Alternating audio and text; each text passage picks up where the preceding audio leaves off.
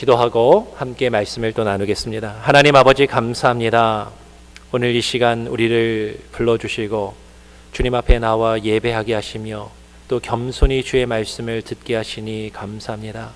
하나님, 이 세상에 우리의 기와 우리의 관심과 우리의 마음을 즐겁게 하는 것들이 많이 있지만 하나님, 이 세상의 허탄한 것들을 쫓아가지 아니하고 하나님, 거룩한 주님의 날에 주님의 전에 나와 주의 말씀을 듣고 그 말씀에 순종하기 원하여 나왔사오니 하나님, 이 자리 가운데 나온 우리 성도님들 한 사람 한 사람의 심령과 삶을 책임져 주시고 오늘 이 시간 주의 말씀 가운데 하나님이여 귀를 열고 마음을 열고 주의 말씀을 들을 수 있는 귀한 은혜를 허락하여 주시옵소서.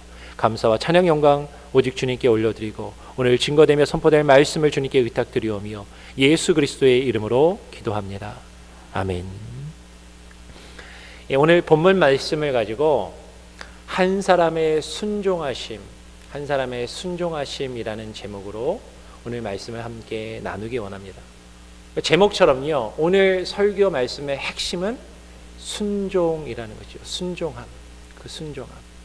그래서 결론을 미리 딱 말씀을 드리면요, 오늘 말씀의 내용은 크게 두 가지 혹은 세 가지로 요약할 수 있습니다. 첫째, 한 사람의 불순종함 때문에 모든 사람이 죄 가운데 있게 되었고 그 죄의 결과로 모든 사람이 죽음의 형벌과 심판을 받게 되었다라는 것과, 두 번째로 그러나 또 한 사람의 순종하심으로 모든 사람이 의롭다 하심을 얻고 구원을 얻게 되었다라는 것입니다. 그리고 그 가운데 우리가 또 한 가지 살펴보기 원하는 것은 그 구원함, 하나님이 주시는 그 생명이 모든 사람에게 주어지는 것인가, 아니면 하나님께서 하나님이 택하신 자에게 제한적으로 주어지는 것인가에 대해서 오늘 말씀을 살펴보기 원해요. 오늘 사도 바울은 로마서 5장에서요, 한 사람의 불순종함 때문에, 그 한 사람의 불순종함 때문에 죄가 세상에 들어오고 죄로 말미암아 사망이 왔다라고 지금 증거하고 있습니다. 그래서 오늘 우리가 읽은 17절의 말씀에 보니까 한 사람의 범죄를 인하여 사망이 그 한 사람으로 말미암아 왕노릇하게 되었다라고 이야기하는 것이죠. 여기서 말하는 한 사람의 범죄라는 것은 그 한 사람은 모든 사람을 대표하는 하나님이 지으신 첫사람 아담을 말하는 것임을 우리는 발견하게 됩니다. 오늘 로마서 5장 14절의 말씀을 보면 바울이 앞에서 이미 이렇게 이야기를 했어요. 그러나 아담으로부터 모세까지 아담의 범죄와 같은 죄를 짓지 아니한 자들 위에도 사망이 왕노릇하였나니 아담은 오실 자의 표상이라. 많은 사람들은 이렇게 생각할 수 있습니다. 아니, 하나님이 에덴 동산에 선악을 알게 하는 나무의 실과를 두시고 그것을 따먹지 말라고 명하신 것은 아담과 하와에게 명하신 것이고, 그리고 아담과 하와가 하나님의 말씀을 어기고 그 언약을 어기고 그 생명의 그 선악을 알게 하는 나무의 실과를 따먹은 것인데, 나는 그것을 따먹은 적이 없는데 그 왜 아담의 죄가 나의 죄가 되느냐라고 그렇게 생각할 수 있습니다. 그런데 바울은 이야기하는 것이죠.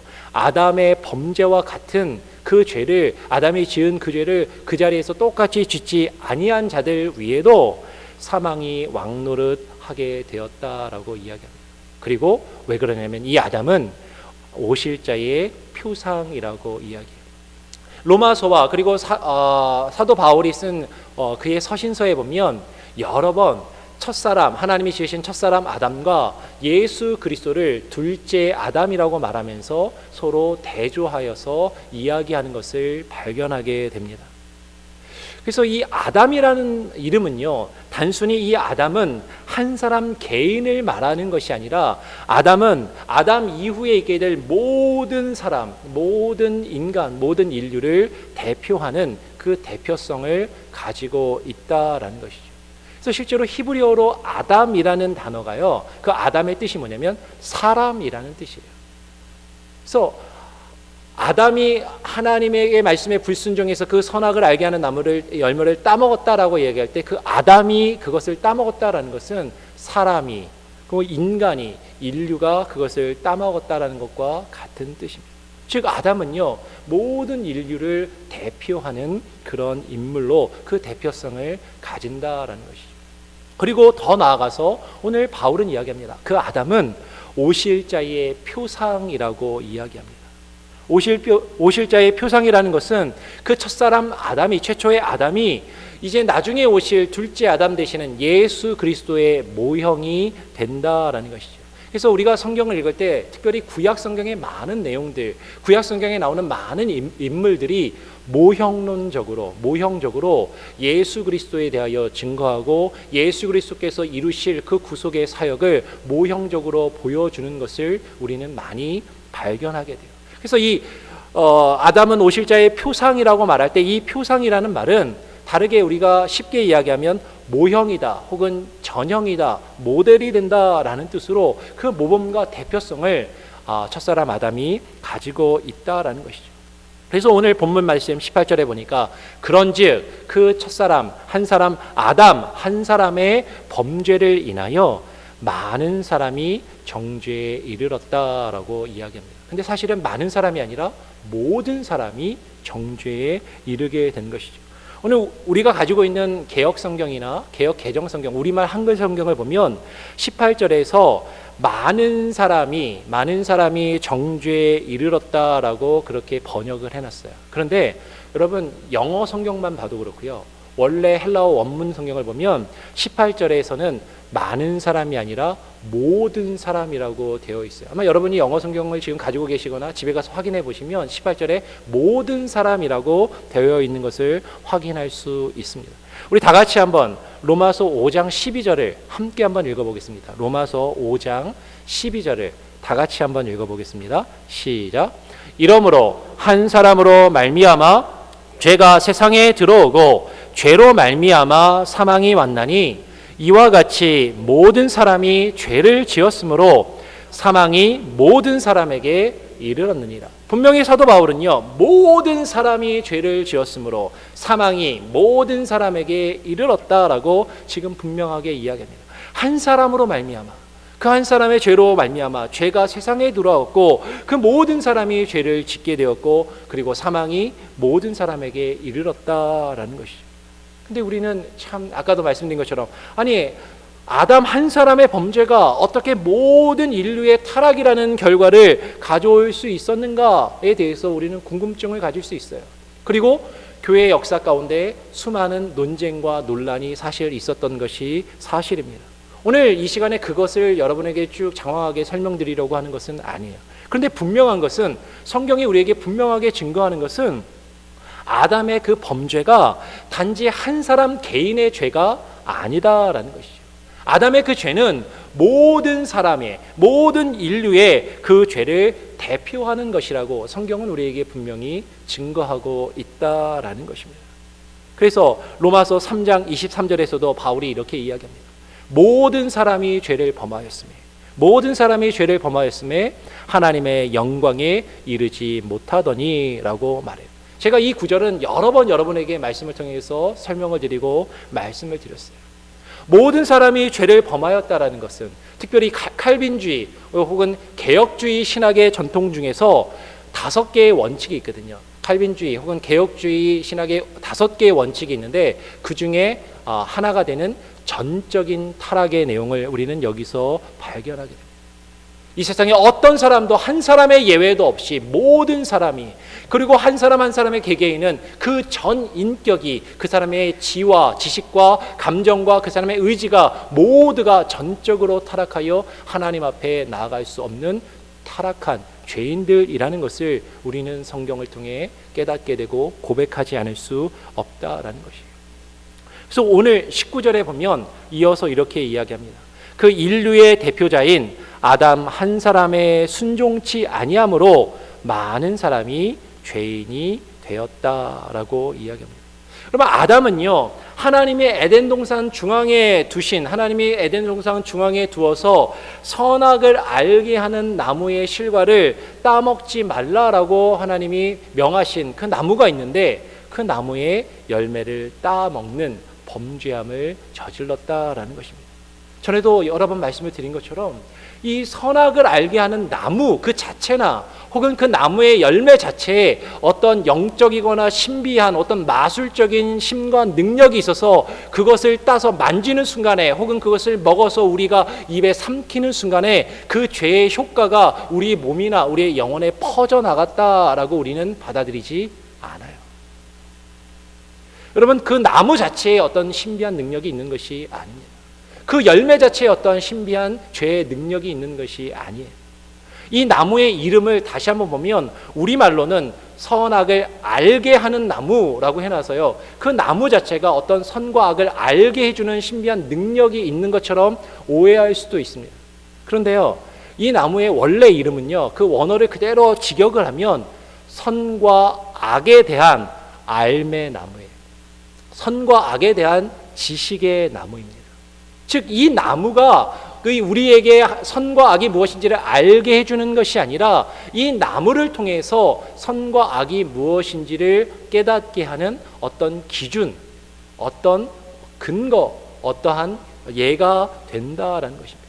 그것은 무엇이냐면 하나님과 첫사람 아담이 맺었던 그 첫 번째 언약이에요.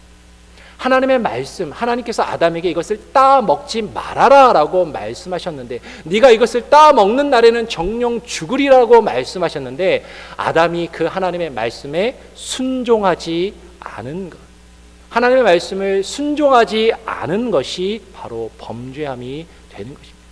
그 나무 자체에 어떤 능력이 있거나 그 열매 자체에 어떤 능력이 있다기보다는 하나님이 하지 말라라고 말씀하신 것을, 하나님의 말씀을 듣지 않고 순종하지 않은 것, 그 불순종함 때문에 아담이 범죄를 하였다라는 것이죠. 그래서 그 선과 악에 대한 그 선과 악에 대한 지식, 그 선과 악에 대한 교훈이 무엇인지를 우리에게 알려주는 그 기준이 되는 것이죠. 하나님이 명하신 것을 순종치 않고 불순종하며 그 말씀을 어기는 것이 죄악이라는 것을 우리에게 알려주는 것이 바로 이 첫사람 아담이 선과 악을 알게 하는 나무의 실과를 따먹은 그 사건이 담겨있는 의미라는 것입니다. 그런데 여기서 이제 우리는 바로 이어서 첫사람 아담 때문에 모든 사람이 범죄하고 타락하여서 이제 죄 가운데 있게 되고, 그 죄의 결과로 하나님 앞에 죽을 수밖에 없는, 하나님께 죽음의 심판을 받을 수밖에 없게 되었다는 것을 우리는 잘 알고 있습니다. 그리고 이제는 그 첫사람 아담 대신 두 번째 아담 되시는 예수 그리스도의 순종하심으로 우리가 하나님이 주시는 그 구원을 누릴 수 있다라는 것을 우리는 성경을 통해서 발견하게 되는 것이죠. 그런데 그 중간에 잠깐 먼저 우리가 살펴보기 원하는 것은, 그러면 우리가 예수 그리스도를 통하여서 의롭다 하심을 받고 예수 그리스도를 통해서 생명에 이르게 되는데, 그 생명에 이르는 것이 모든 사람이 생명에 이르는가 아니면 많은 사람이 이르는가 하는 것이에요. 여러분, 이 문제는 교회 역사 가운데 오랫동안 많은 사람들이 이 로마서 5장 우리가 읽은 17절로 19절의 말씀을 놓고서 엄청난 논쟁이 이루어졌습니다. 왜 그러냐면요, 아까 제가 설명드린 것처럼 18절에 우리말 개역 성경과 달리 원래 원문 성경에는 18절에 많은 사람이 아니라 뭐라고 돼 있다고요?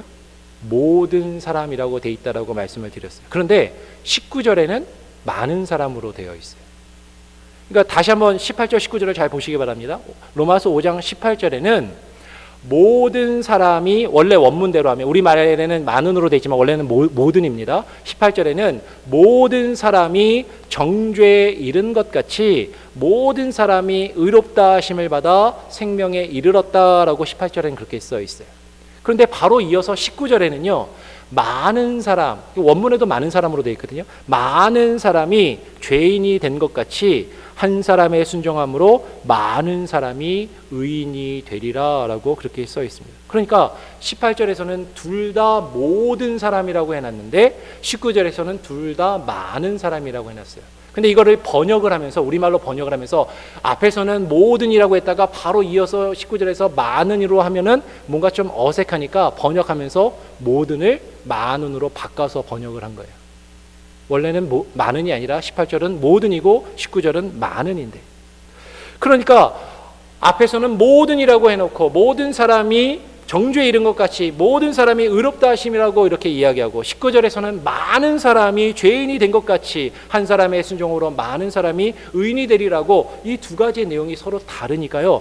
어느 것이 많은지 어느 것이 맞는지 신학자들이 성경을 연구하는 사람들이 엄청나게 다투고 싸우고 논쟁을 하게 된 것을 보게 됩니다.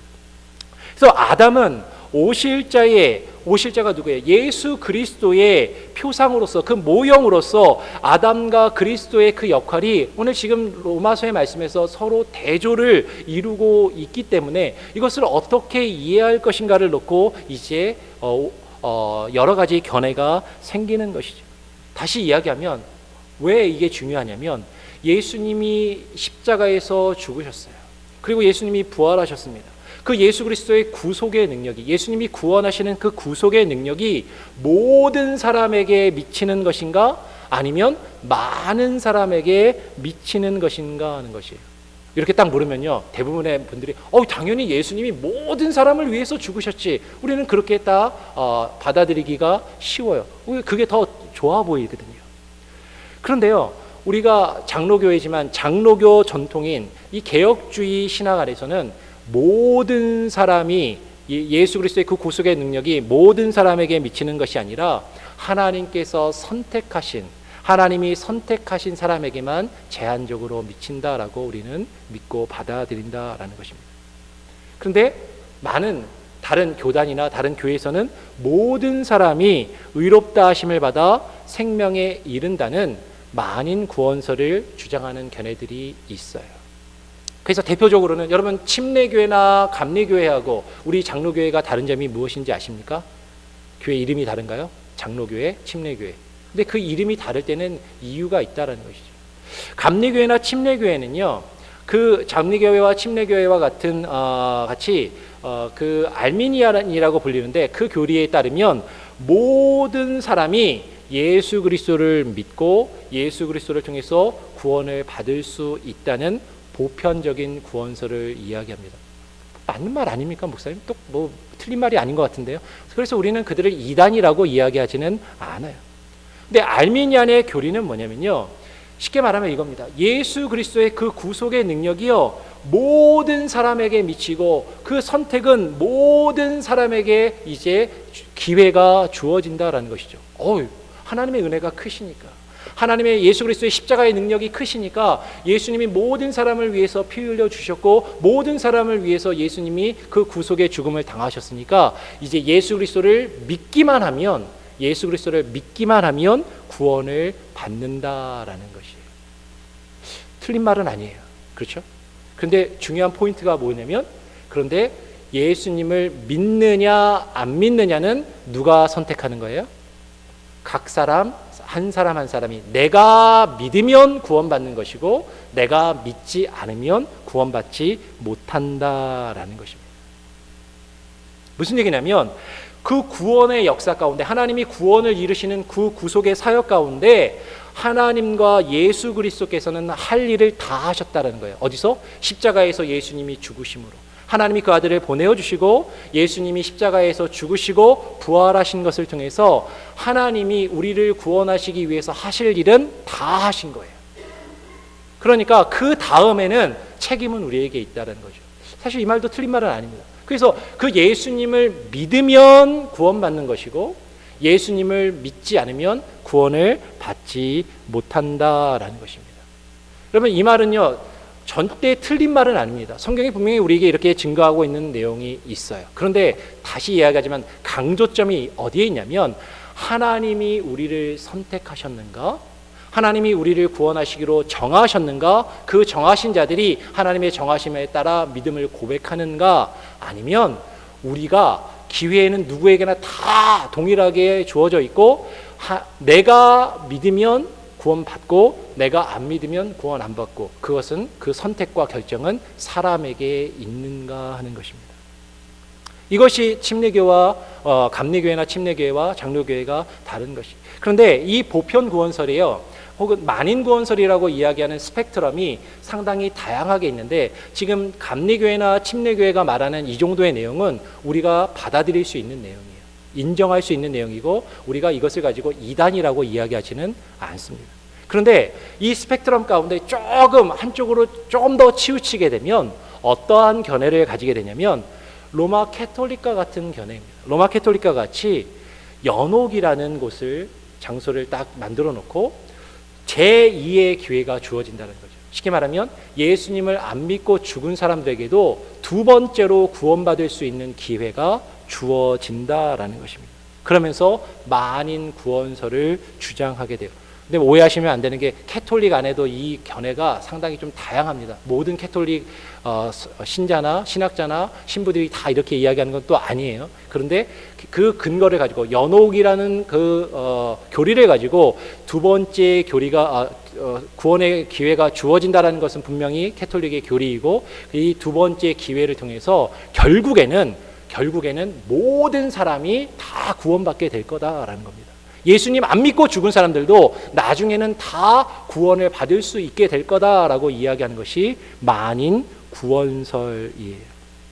그러니까 이 교리를 강조하게 되다 보면 중세교회 때 타락했던 그 모습이 나타나는 것이 어떻게 해요? 죽은 사람들이 예수님 안 믿고 죽었어도 다시 구원받을 수 있는 기회가 있으니까 죽은 사람을 위해서 우리가 어떻게 해야 돼요? 열심히 기도해야 되는 거예요. 아직 예수님 안 믿고 죽은 사람들을 위해서. 죽은 사람들을 위해서 열심히 미사를 드려야 되는 거예요. 예배를 드려야 되는 거예요. 그리고 죽은 사람을 위해서 우리가 헌금을 또 많이 드리면 하나님이 그 정성을 보신다라는 겁니다. 그래가지고 중세교회 때는 그 교리가 어디까지 이르렀냐면 죽은 사람을 위하여, 죽은 내 가족을 위해서 헌금을 하고 면죄부를 사게 되면 내 죽은 가족의 영혼이 어떻게 돼요? 그때는 돈이 지폐가 아니라 금화나 은화 같은 동전이었으니까 그 은화를 그 면죄부통에다 쨍그랑하고 넣는 소리와 함께 그 소리와 함께 죽은 내 가족의 영혼이 연옥에서 천국으로 싹 올라간다라고 광고를 하면서 면죄부를 팔 정도로까지 중세교회의 그 타락한 모습이 이르게 되었다라는 것이죠. 두 번째 교리가 주어진다라는 그 극단에 가면 만인 구원설, 모든 사람이 다 나중에는 구원을 받을 것이다라고 이야기하기까지 합니다. 그리고 이것이 좀 더 극단에 이르게 되면요, 어떤 교리가 있냐면 아예 천국과 지옥 자체를 부인하게 돼요. 천국과 지옥이 있는 것 자체를 부인하게 되고요, 결국에는 하나님은 사랑이신데 하나님은 모든 사람을 사랑하시고 모든 사람이 구원받기를 원하시는데 그 사랑이 많으신 자비하신 하나님이 지옥이라는 무자비한 곳을 만들어 놓고 그곳에 사람을 보내실 이유가 없다라는 것이죠.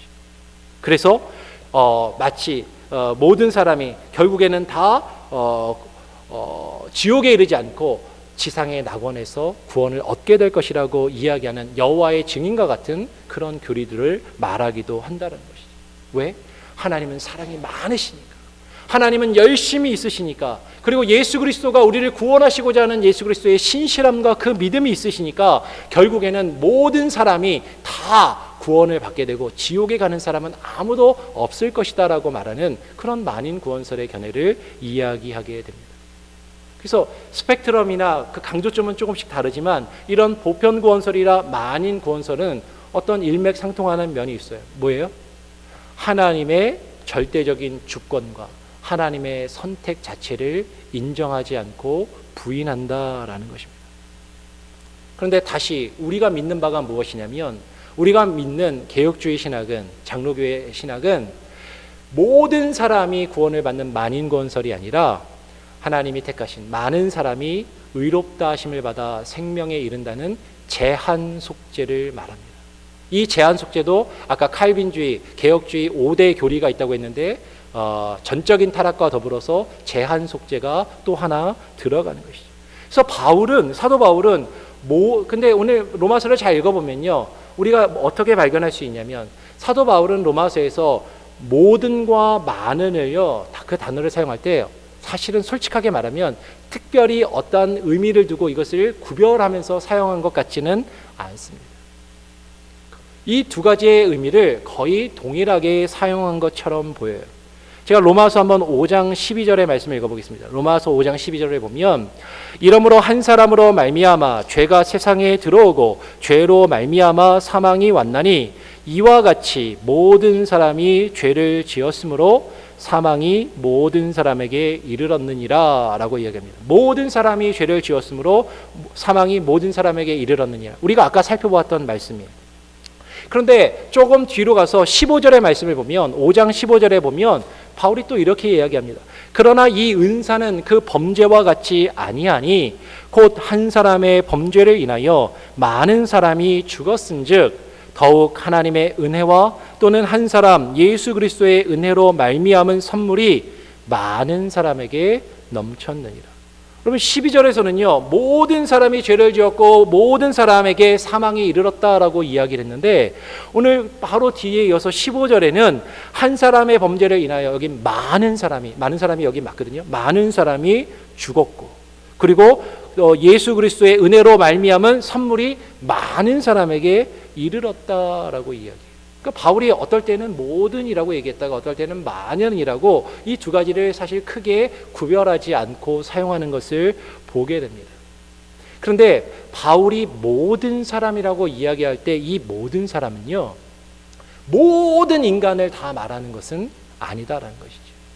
예수님을 믿든 안 믿든 모든 사람이 다 구원을 받을 것이라는 그런 만인 구원설을 이야기하는 것이 아니다라는 것이에요. 바울이 말하고 있는 모든 사람은 믿는 모든 사람을 말합니다. 예수 그리스도를 믿는 모든 사람이 구원을 받을 것이다 라는 것이죠.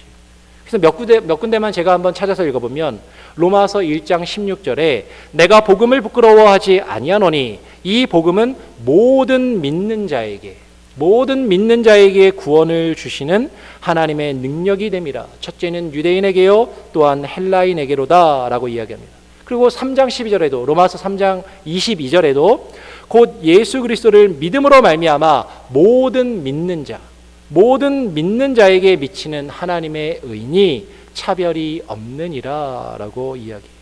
그리고 로마서 4장 11절에도 저가 할례의 표를 받은 것은 무할례 시에 믿음으로 된 의를 인친 것이니 이는 무할례자로서 믿는 모든 자의 조상이 되어 저희로 의로 여기심을 얻게 하려 함이다라고 이야기합니다. 바울이 말하는 모든 사람은요 이 세상의 모든 사람을 말하고 있는 것이 아니라 믿는 모든 사람을 말한다라는 것이죠. 로마서 전체 문맥 안에서. 그런데 이제 한 가지 우리가 고민해야 될 것은 그럼 이 믿는 모든 사람이 선택을 받은 하나님께 선택받은 사람들을 말하는 것인가 아니면 정말로 모든 사람에게 동일한 기회가 주어졌는가 하는 것이에요.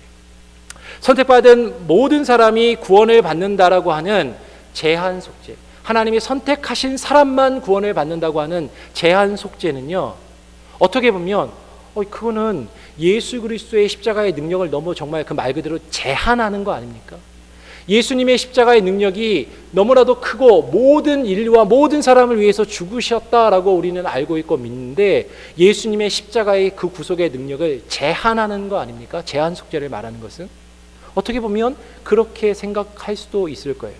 그런데요 여러분 보편구원설 아까도 얘기했지만 감리교나 침례교에서 말하는 것처럼 하나님 예수 그리스도께서 모든 사람을 위해서 죽으셨고 구원의 문은 다 보편적으로 열려 있고 그 중에서 믿느냐 안 믿느냐에 따라서 믿으면 구원받고 믿지 않으면 구원 못 받는 그 선택의 어떤 능력이 그 선택이 사람에게 달려 있다면요 그러면 이 보편적인 구원설에 따르면 예수님께서 십자가에서 흘리신 피 중에는 헛되게 흘리신 피도 있게 된다라는 거예요. 무슨 말이냐면요 예수님이 모든 인류를 위해서 다 피 흘려 주셨어요.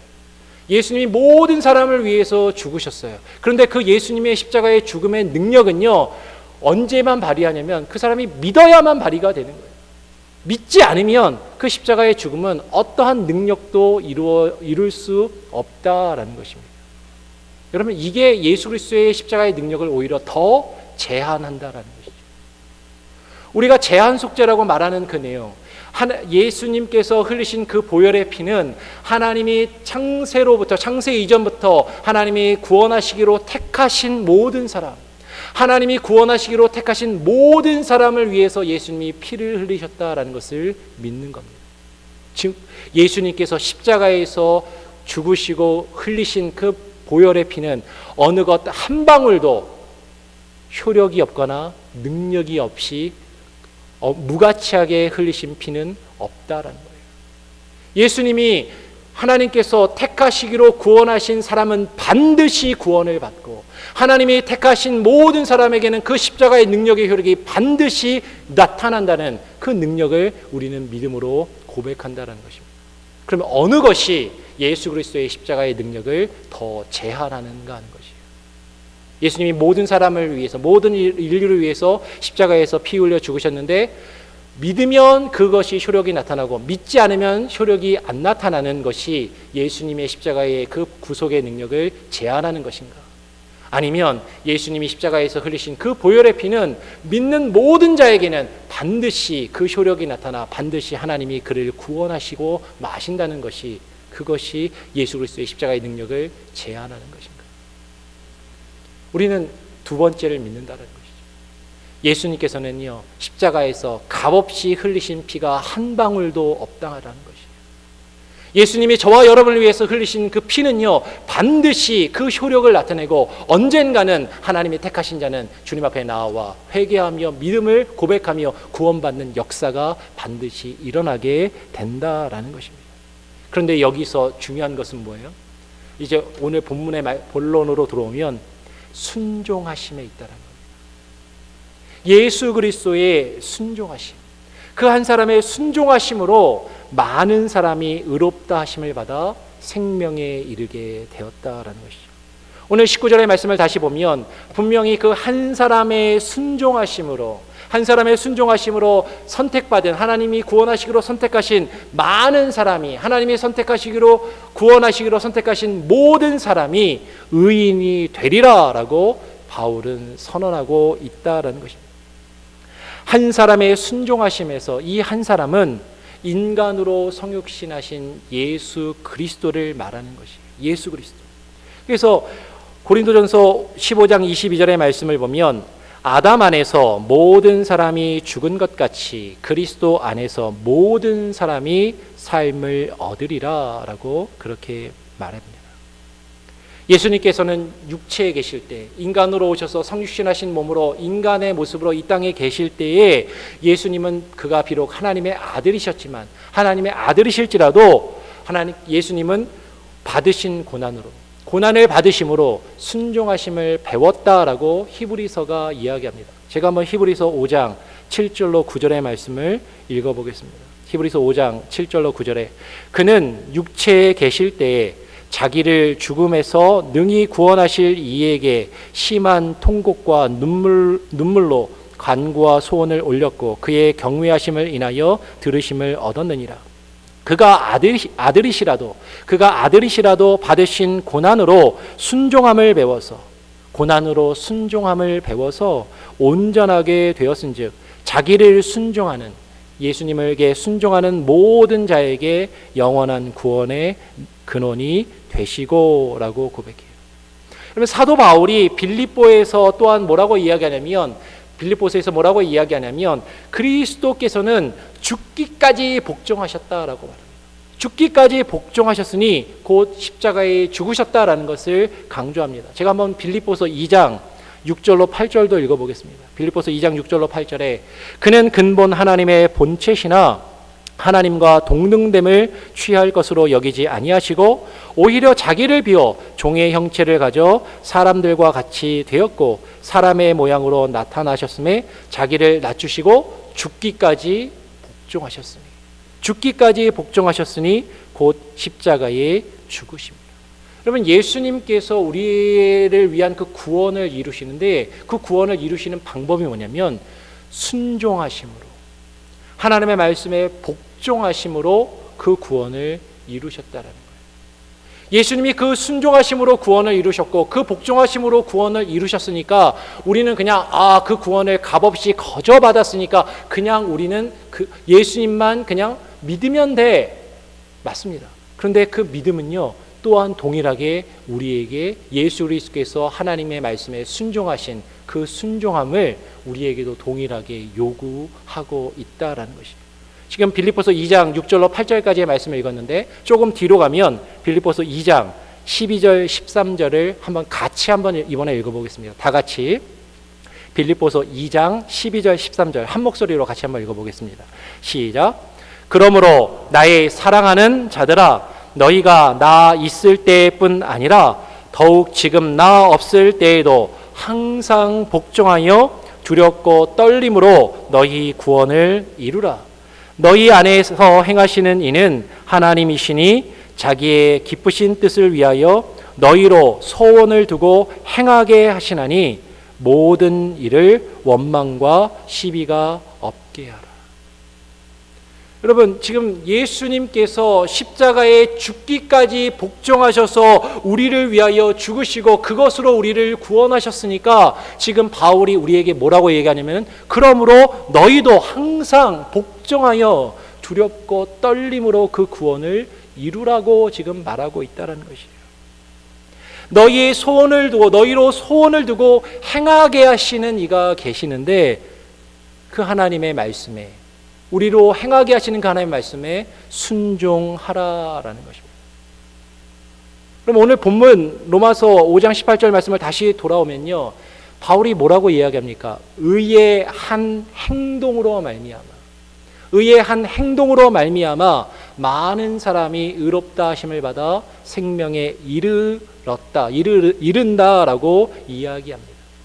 여러분, 의의 한 행동으로 말미암아, 의로운 한 행동으로 말미암아라는 이 표현에서 예수님께서 하나님의 말씀과 하나님의 뜻에 순종으로 그 의를 행하셨다라는 것을 우리는 분명하게 발견하게 돼요. 예수님께서 순종으로 그 의를 행하셨다라는 것입니다. 여러분, 예수님께서 우리를 위해서 십자가를요, 머리로만, 생각으로만, 느낌으로만 지신 것이 결코 아니다라는 것이죠. 여러분, 예수님은 우리를 위해서 그 십자가를 직접 지셨습니다. 예수님은 우리를 위해서 십자가에서 진짜로 죽으셨어요. 예수님은 우리를 위해서 그 십자가를 지고 죽으시는 그 일을 직접 행하셨다라는 것이에요. 그 의로운 행함으로 말미암아 우리가 생명에 이르게 되었다라는 것입니다. 그런데 오늘 18절의 말씀에서 한 가지 우리가 주목해야 되는 것은 무엇이냐면, 우리말 개역성경이 의롭다 하심을 받아 생명에 이르렀느니라 라고 그렇게 번역을 해놨어요. 의롭다 하심을 받아 생명에 이르렀느니라. 근데 이것은 약간 번역이 잘못된 겁니다. 이르렀느니라가 아니라 이르렀느니라라고 번역을 하게 되면요, 이미 이 의롭다 하심을 우리가 받았고 이미 생명에 이르렀다라고 말하는 것으로 보여요. 그렇죠? 그런데 원래 원문을 보게 되면 생명 받고 그 다음에 의롭다 하심을 얻고, 이게 구별되는 것도 아니고요, 생명과 의롭다 하심은 하나의 단어로 묶여 있어요. 하나로 묶여 있고, 그리고 시제가 현재가 아니라 미래 시제를 써서 미래에 주어질 것을 말하고 있습니다. 그러니까 이 구절을요, 문맥 안에서 다시 잘 번역하면, 그대로 직역하면 모든 사람이 생명의 의롭다 하심에 이르게 될 것이다. 모든 사람이 그 생명의 의롭다 하심에 이르게 될 것이다 라고 말하는 것이. 어떻게 해요? 예수 그리스도의 순종이라는 그 의의 한 행동으로 말미암아 하나님께 택하심을 받은 모든 사람이 그 예수 그리스도의 순종을 따라 그 예수 그리스도에게 또한 순종함으로, 그 말씀에 복종함으로 생명의 의를 얻을 것을 지금 강조하고 있다라는 것이에요. 그래서 오늘 17절의 말씀을 다시 한번 살펴보고 말씀을 정리합니다. 오늘 17절에 바울이 뭐라고 이야기했습니까? 은혜와 의의 선물을 넘치게 받은 자들이 예수 그리스도로 말미암아 왕노릇 하리로다라고 이야기합니다. 여러분, 예수 그리스도로 말미암아 은혜와 의의 선물을 넘치게 받은 자들이 예수 그리스도로 말미암아 왕노릇 하리라라고 하니까, 이 말씀을요, 우리는 어떻게 읽고 싶냐면요, 이렇게 읽고 싶은 거죠. 예수님이 오시면 우리가 천국에 가서 예수님과 같이 왕관을 쓰고 같이 예수님처럼 우리도 왕이 될 거야, 왕자가 될 거야, 공주가 될 거야, 우리가 예수님과 같이 다스리는 자가 될 거야. 어느 부분은 맞는 말이지만 약간은 여러분 강조점이 다른 곳에 있어요. 여러분 지금 이 말씀 바울이 이것을 이야기하는 것은 은혜와 의의 선물을 넘치게 받으리 왕노릇하는 이것은요, 무엇과 지금 로마서 안에서 5장 안에서 대조를 이루냐면, 앞에서 보면 사망이 왕노릇하는 것과 대조를 이루고 있습니다. 사망이 왕노릇하는 것.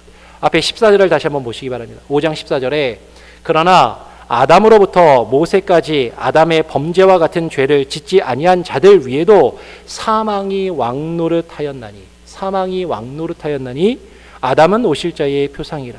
그리고 조금 뒤에 5장 17절에도 한 사람의 범죄를 인하여 사망이 그 한 사람으로 말미암아 왕노릇하였은즉, 사망이 그 한 사람으로 말미암아 왕노릇하였은즉이라고 이야기. 여러분 지금 우리가 예수 그리스도로 말미암아 왕노릇한다라는 것이요, 그것과 대조를, 반대의 개념이 뭐냐면 사망이, 죽음이 우리의 삶 가운데 왕노릇한다라는 것이에요. 죽음이 우리 가운데 왕노릇한다라는 것이에요. 그러면 죽음이 우리에게 왕노릇하는 것과 반대로 지금 바울이 여기서 원래 말하고자 하는 그 의미는 은혜와 의의 선물을 넘치게 받은 자들이 왕노릇한다라는 것은요, 여러분 은혜가 왕노릇하는 것입니다. 죽음이 왕노릇하는 것에서 은혜가 왕노릇하는 것으로 바뀌는 것이에요. 그래서 맨 뒷부분에 로마서 5장 21절에 바울이 이렇게 이야기합니다. 5장 21절 한번 읽어보겠습니다. 이는 죄가 사망 안에서 왕노릇한 것 같이 은혜도 또한 의로 말미암아 왕노릇하여 우리 주 예수 그리스도로 말미암아 영생에 이르게 하려 함이니라. 여러분 지금 죄가 사망 안에서 우리의 삶 가운데 내 인생에 왕노릇하였던 것과 같이 지금 그 반대로 예수님이 이루신 것이 무엇이냐면 은혜도 또한 의로 말미암아 우리의 삶 가운데 우리의 인생에 왕노릇하게 한다라는 것이에요. 여러분 이 말은 무슨 얘기예요? 우리가 예수 그리스도의 십자가의 은혜를 받은 자로서, 예수 그리스도의 십자가의 그 보혈의 능력에 구속을 받은 자로서 이제는 더 이상 우리가 이 세상 가운데서 죄가 더 이상 나에게 왕노릇하지 아니하고, 우리가 더 이상 죄에게 종노릇하며 죄가 시키는 대로 살아가는 것이 아니라 하나님이 우리에게 주신 그 은혜, 하나님의 우리에게 주신 그 은혜를 따라서 그 은혜를 따라 그 은혜가 왕노릇하도록, 하나님께 은혜를 받은 자로서 그 은혜의 말씀에 순종하는 자로서 살아가도록 하기 위함이다라는 것이에요. 그리고 결국에는 우리 주 예수 그리스도로 말미암아 그것을 통하여 영생에 이르게 하기 위함이다라는 것입니다. 여러분 예수 그리스도로 말미암아 우리가 왕노릇하는 것은요, 내가 하고 싶은 대로 하는 것이 아니에요. 예수 그리스도 안에서 우리가 왕노릇하는 것은요, 내가 이루고 싶은 대로 무언가를 이루어가는 것이 아닙니다. 예수 그리스도 안에서 우리가 왕노릇하는 것은 하나님이 우리에게 주신 그 은혜가 내게 왕노릇하는 거예요. 하나님이 우리에게 주신 그 은혜의 말씀이 내게 왕노릇하는 거예요. 더 이상 내 삶의 주인이 내가 왕노릇하는 것이 아니라 그것은 죄에 종되어서 살아갔던 모습이라면, 이제는 우리가 은혜에 사로잡힌 자로서 은혜를 따라 그 말씀에 순종하며 하나님이 우리에게 주시는 그 영생과 구원을 이루기 위하여, 그것을 완성하기 위하여 두렵고 떨림으로 우리가 수고하며 애쓰는 자의 모습으로 살아가는 것, 그것을 하나님이 우리에게 말씀하고 계신다라는 것입니다. 여러분 오늘 말씀은 조금 어려웠다라는 걸 저도 알아요. 근데 제가 분명하게 강조하고자 하는 것은요, 여러분 오늘 말씀에서 바울이 강조하고자 했던 것은 순종함입니다.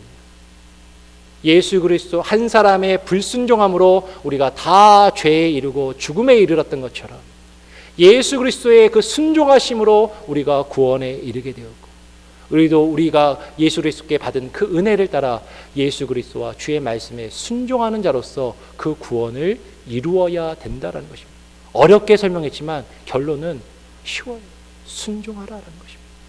그 말씀을 기억하시고 오늘 또 주님의 은혜로 한 주간을 살아갈 수 있는 저와 여러분 되기를 소원합니다. 기도하겠습니다. 하나님 아버지, 오늘 또 너무나도 부족한 자가 하나님의 깊고도 깊고 너무나도 높고도 넓고 너무나도 넓고도 넓은 그 말씀을 하나님 전할 길이 없어 장황하고 하나님 두서없이 많은 이야기를 하였습니다. 하나님 우리 성도들의 귀에 조금은 어렵고 조금은 혼란스럽고 조금은 복잡하게 들릴 수도 있지만 분명한 것은 하나님께서 우리에게 원하시는 것이 주의 말씀에 순종하는 것임을 그 한 가지만은 분명히 알게 하시고 깨닫게 하시고 주의 말씀에 순종하여 하나님이 우리에게 주시는 그 구원을 우리 삶 가운데 이루어가는 놀라운 은혜가 있게 하여 주시옵소서. 감사와 찬양 영광 주님께 올려드리며 거룩하신 예수 그리스도의 이름으로 기도합니다.